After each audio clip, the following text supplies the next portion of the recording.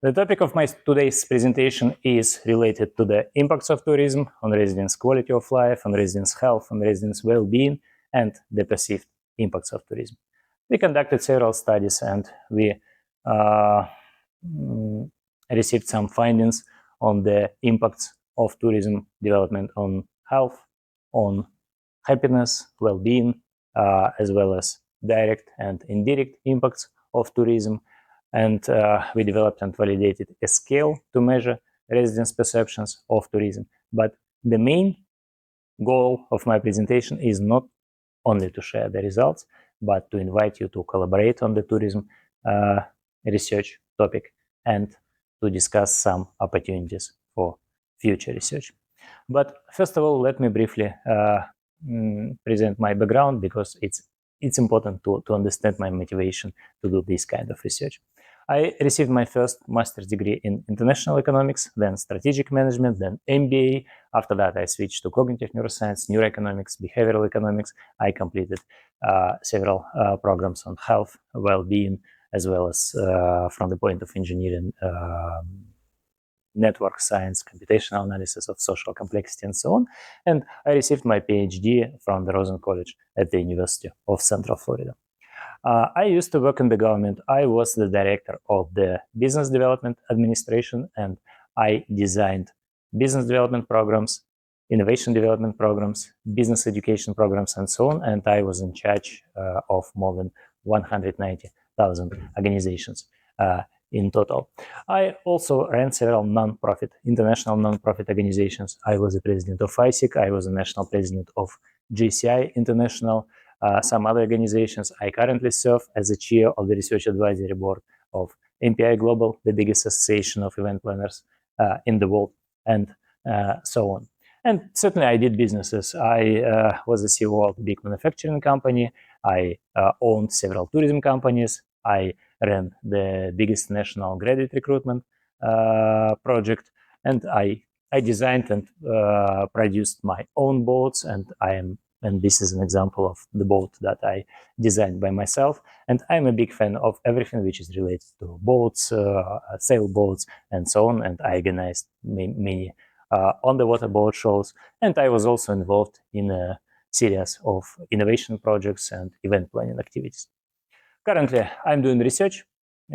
I'm exploring the impacts of tourism, and I'm developing new methods to measure customer experience in tourism, hospitality, healthcare, and public service. And during the last years, I published more than 30 papers as a first author in top-tier journals in our field. And during all periods of my activity, I did events. I designed from scratch and organized hundreds of major events, conferences, innovation forums, career days, investment forums, boat shows, millionaire fairs, workshops, collaborative meetings, and so on. And I had a unique opportunity to observe attendees' behavior, participants' behavior of different stakeholders. And that time I became involved in measuring customer experience and evaluating the impacts of events, tourism activities, other hospitality activities on local communities, on tourists and attendees, visitors, and so on. And as I said, I am mostly curious about health, quality of life, and well-being impacts as a higher order values in human life. So there are two major streams of my research: customer experience and tourism impacts.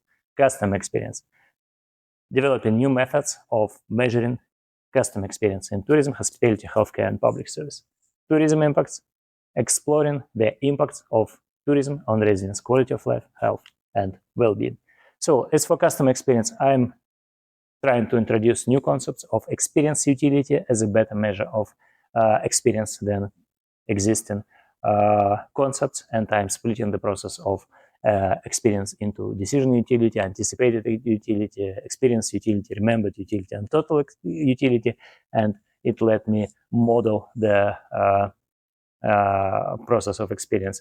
And as for measuring, I'm introducing the combination of interactions metrics, perceptions, affect, outcomes, the triangulation of moment-based techniques, psychophysiological techniques, and so on. As for tourism impacts, there are several phases of this long-lasting project. The first one, and we have already completed the major part of it, is related to conceptualizing the topic, developing some metrics, analyzing the impacts of tourism, health, quality of life, well-being, environmental outcomes, social impacts of tourism, economic impacts of tourism, and so on. The second phase is related to developing the resource center with all the knowledge, data, analytics dashboards, videos, and so on that can be used open access for all people who are interested in teaching tourism impacts, learning tourism impacts, developing policies, and so on. And the final phase should be related to implementing our research results into the real life, into policies, and working with different stakeholders, including governments. So briefly about the project itself. So I suggest that there is no need to repeat the well-known information about the positive and negative impacts of tourism. The main goal is to develop new methods, metrics, and models of tourism impacts on destination communities. And we've been working on this project for several years, and now this is the new phase for 3 years related to developing recommendations, classifying tourism destinations, evaluating the effectiveness of current programs, and so on. And we have already published some results on the health impacts of tourism, positive health impacts, well-being impacts of tourism, direct, indirect impacts, environmental outcomes, risk perceptions, how to measure the perceived impacts of tourism, sentiment over tourism, and so on. So now, and these are the data that we are using at the moment: tourism statistics, economics, well-being, subjective indicators. So more than 100 indicators for all countries in the world and for the last 10, 15, 20 years. We've been also collecting social media sentiment over tourism on a daily basis since the beginning of COVID, and we have this data available. The results of the first study, the impacts of tourism arrivals on residents' health. We conducted this study in Spain as one of the most visited tourist destinations. We collected data on health, arrivals, income, and so on. We decomposed this data into trend and cycle components in order to evaluate the short-term and long-term impacts of tourism arrivals. We did unit route tests, and we explored the effects of tourism arrivals on health. And we found that these effects are negative, significant and negative in the short run, and positive in the long term. And we discussed these outcomes widely in different publications. And the idea is that in the short term, it's possible that tourism brings negative health effects. I'm not talking about indirect effects through environmental outcomes, through income, and so on. Short-term direct impacts on tourism because of chronic stress from crowding, from traffic jams, other negative consequences. But in the long run, it's possible that due to social interactions with new people, due to novelty, positive emotions, positive experiences, and so on. So tourism brings direct positive impacts on health. And we have already widely published and discussed these results. The next series of studies, the next case is the impacts of tourism on residents' happiness and well-being. We chose a group of Central American countries: Guatemala, Honduras, El Salvador, Nicaragua, Costa Rica, Panama. So on the one hand, these countries have a certain high level of tourism development. On the other hand, they are not so well developed in terms of economics. But surprisingly, the level of happiness for these countries, for people in these countries, are the highest one. So it's interesting to understand the main reason for this. And we collected data on tourism arrivals, on well-being. These are subjective evaluations of well-being. The data collected by Gallup World Poll by asking exactly the same questions in different countries for the last 15 years. So we have time series data of people's happiness, tourism arrivals, certainly income, and so on. And we used panel data analysis. We decomposed this data into trend and cycle components.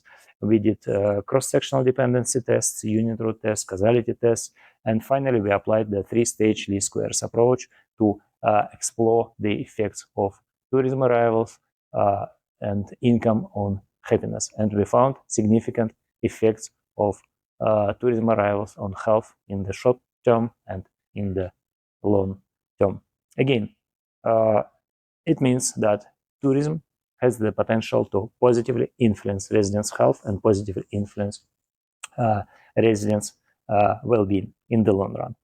And after that, we explored the direct and indirect impacts of tourism through income, through environmental outcomes. So one of the examples, it's a group of Central European countries, Slovenia, Croatia, Hungary. They are neighbors, but they have slightly different approach to tourism development and destination management on the national level.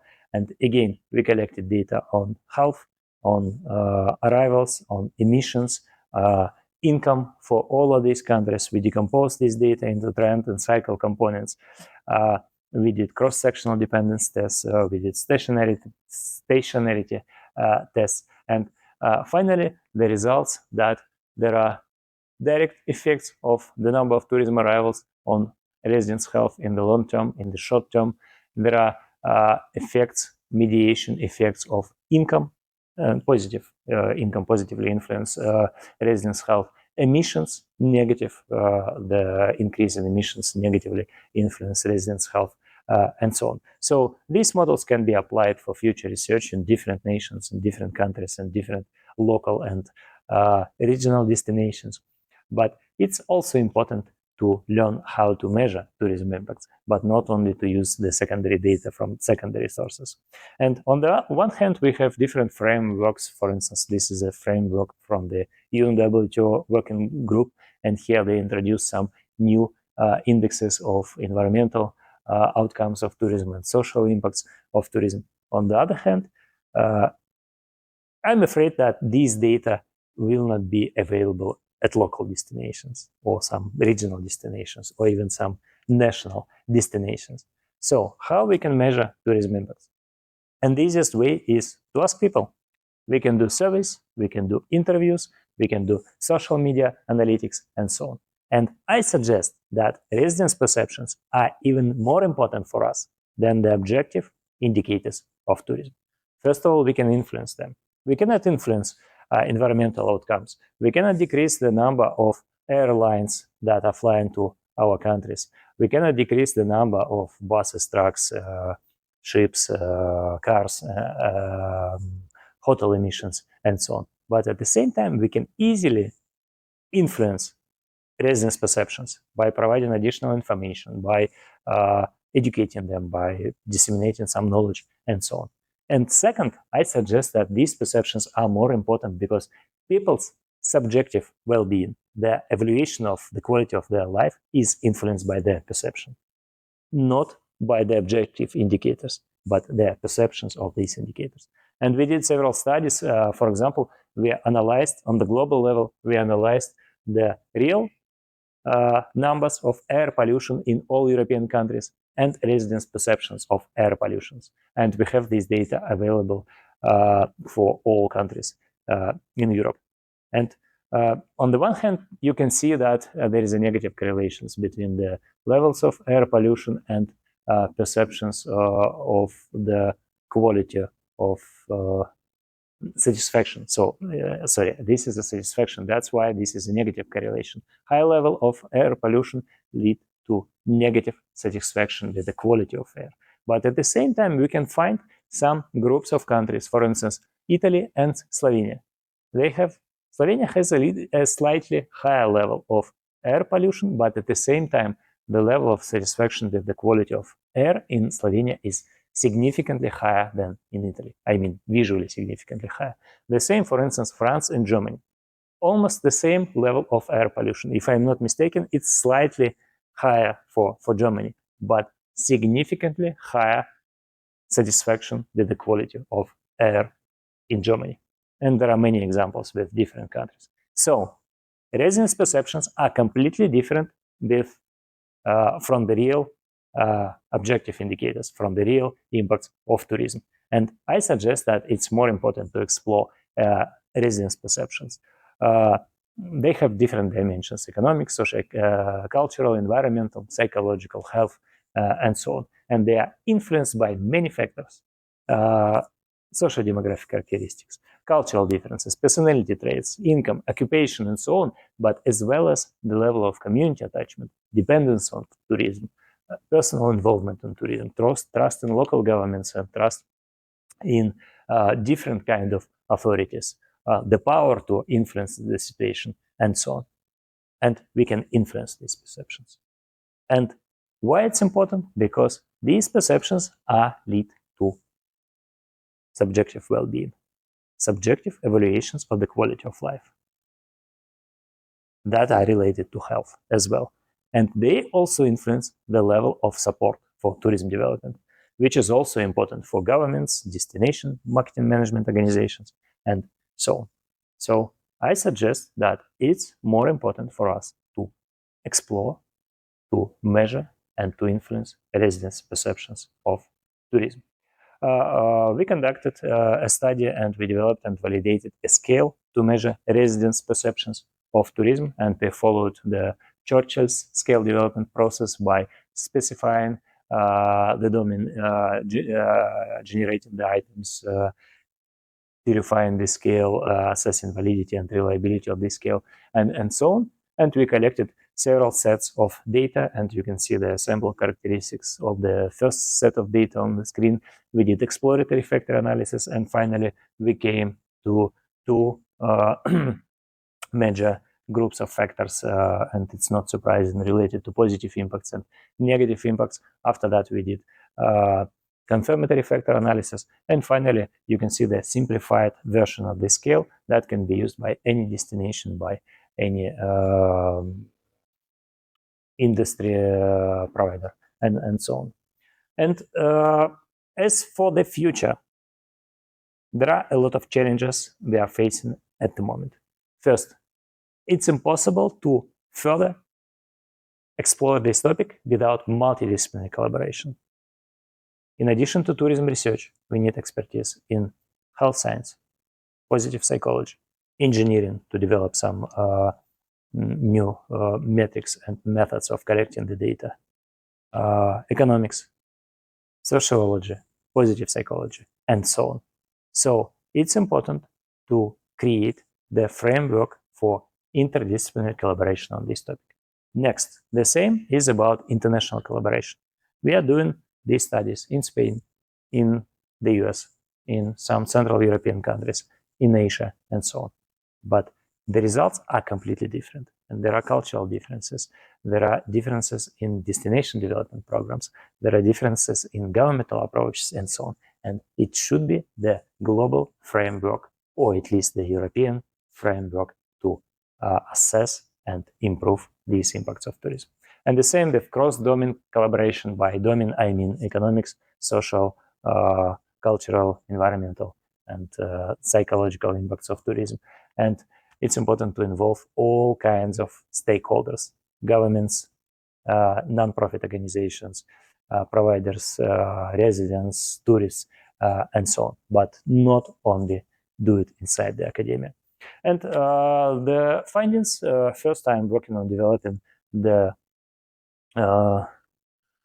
cost action on tourism impacts. Cost actions are the networks supported and funded by European Union, and the idea is to conduct a number of meetings, conferences, short-term scientific missions, training schools, stakeholders engagement activities, dissemination activities, and so on.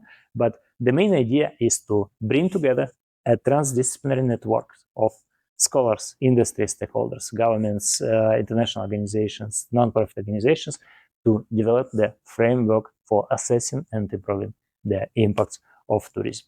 And I invite you to collaborate on this proposal, and we are especially interested in ITC and involving ITC countries. They are green, so in total there are 41 cost members at the moment, but ITC countries are highlighted in green. I launched the special issue on tourism impacts, so I'll be happy to consider your studies and your publications for this special issue. I recently created the network of all tourism researchers in the world by linking them based on the collaboration. And I suggest more than 2,000 people and 2,000 nodes in total. And I assigned weights based on the degree of the node, based on the number of collaborations. And I collected this data for all countries in the world. I have information about universities, publications, citations, collaborations, and so on. And I never published this data. I did it just for myself. And the idea was to see the degree of each node or the number of collaborations on the global level, to see the communities we have in tourism research, to see the bridges, people who serve as bridges between different communities, and to analyze all our researches in terms of betweenness centrality, eigenvector centrality, and so on. But surprisingly, I found also that people who had a big number of collaborations before, they are growing much faster. Like the winner takes it all. There is a special term in network science called, I don't remember, I'll tell you later about that. So it's beneficial to have a bigger number of collaborations. And I also analyzed the relationships between the node degree in terms of the number of collaborations on the number of publications and number of citations. And it's not surprising that the number of publications and the number of citations is positively associated with the number of international research collaborations. So I invite you to collaborate on the tourism impacts research projects. I invite you to join the cost action on tourism impacts. I invite you to contribute to the special issue on tourism impacts. And we are always happy to share the data and the findings that we have at the moment. Again, we've been collecting data on tourism sentiment, positive, negative sentiment toward tourism on a daily basis since the beginning of COVID. We conducted a series of experiments by manipulating the presence of sustainable practices, marketing innovations, and so on. And we can share these hypothetical scenarios for online experiments.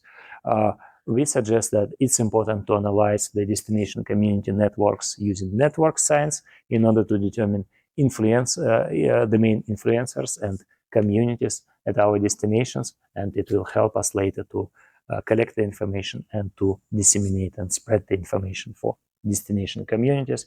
These are the data we collected and we have available at the moment: tourism statistics, economics, competitiveness, environment, subjective evaluations of well-being, data for all countries in the world, and data for the last 10, 15, 20 years. So again, we are always happy to share this data, to collaborate on different projects together, and so on.